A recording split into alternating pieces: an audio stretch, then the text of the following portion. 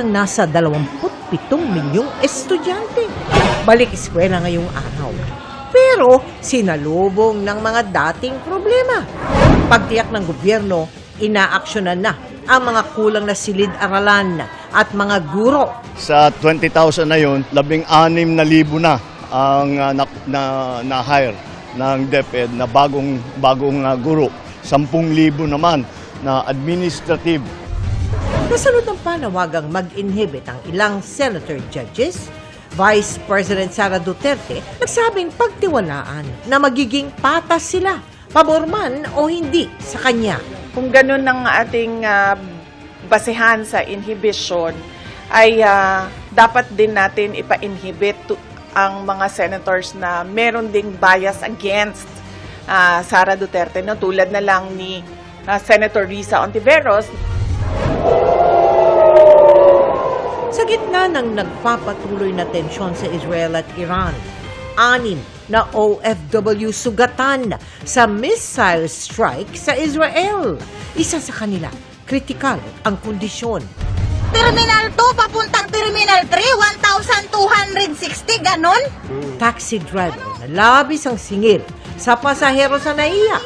Sinuspinde ang lisensya.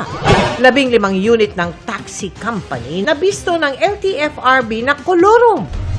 Mga residente sa Makilala, North Cotabato, nabulabog ng malakas na hangin na sinabayan ng pag-ulan ng yelo.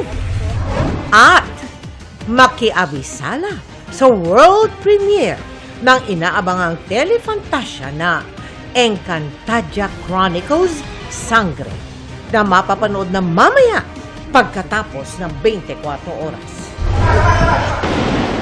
This is Philippine culture. There was a ballot that was rejected first.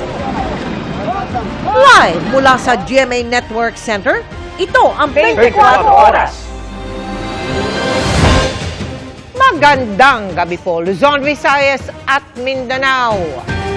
Mga lumang problema sa unang araw ng pasukan. Kabilang ang kakulangan ng classroom na aabuti ng 55 taon bago mapunan. Yan ang sumalubong sa hindi bababa sa 27 milyong enrollee sa mga public school ngayong school year. Unahin natin ang lagay ng ilang paaralan sa Bulacan na binaha ng mga bagong problema, dagdag pa sa mga naunang sinita ng Pangulo. Nakatutok si Mariz Umali.